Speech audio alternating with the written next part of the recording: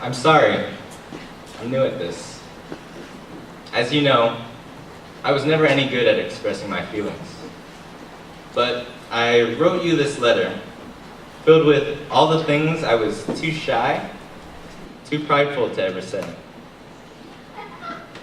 The few times I had to hear about why you idolize Audrey Hepburn, about why your favorite color is lilac and not just purple, about why you've seen every Disney movie 7, maybe 8 times in this year alone. The few times I had, I squandered away. You see, you have a job like mine, where you spend every minute on the clock building things. But all it really ever serves to do is break you down. So when I did see you, all I'd have the energy to ask was if you did your homework and why weren't you getting all A's? And as you gave me that look that said, Dad, if you say one more word, you won't leave this conversation with a head. I'd take a bite of that cold meal left for me on the stove from you and your mother's dinner an hour before and retire for the night, thinking to myself, tomorrow is when I'll get to know her. It's funny because it feels like it was just yesterday I was rushing your mother to the hospital, pushing 90 on the freeway, her feet up on the dash.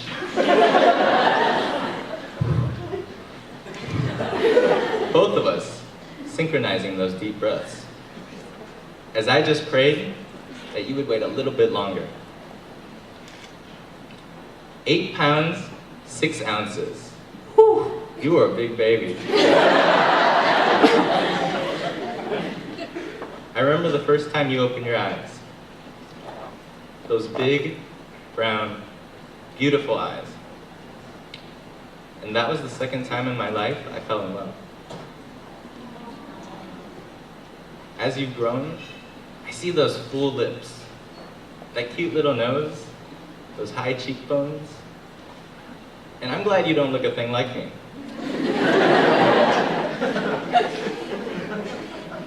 Because if you did, I couldn't imagine a single guy going after you.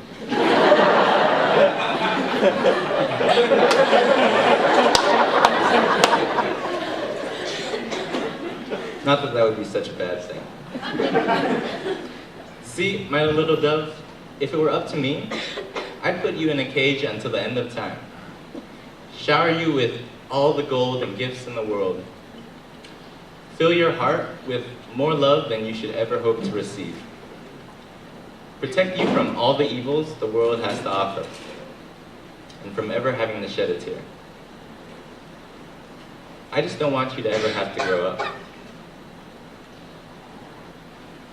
Before I could figure out how to stop time, we come to your night.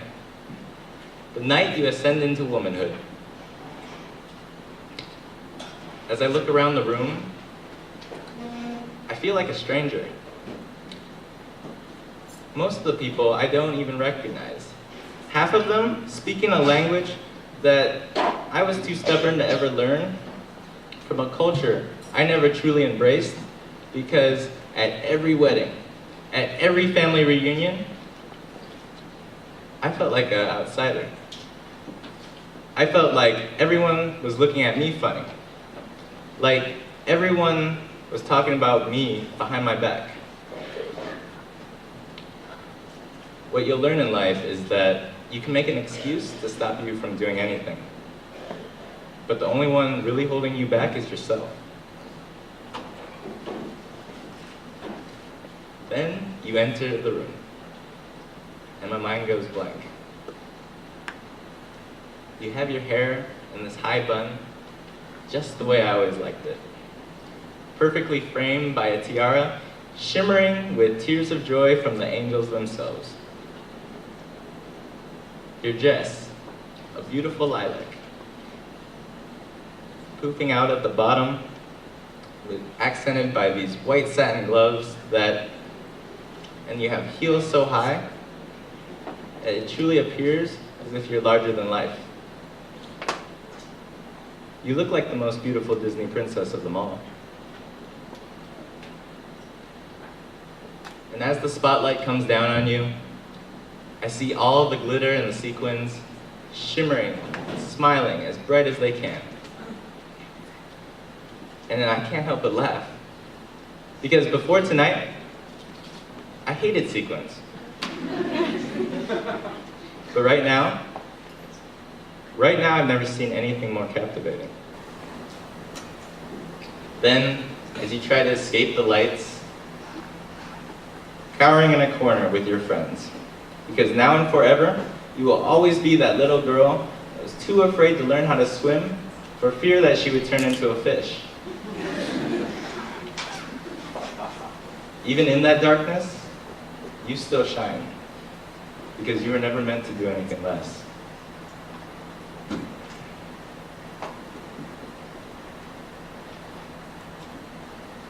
As I watch over you from above, I can't help but cry. And I apologize because it should never rain on a day like this. But I can't help but cry. Not because I missed our father-daughter dance, as much as that hurts, but because I'm not there to tell you how proud I am of the woman you've become. There you are, receiving a rose from a boy I'll never meet. As I hold this letter that you'll never read. So I leave you with this. Mahal kita, the words I never could say.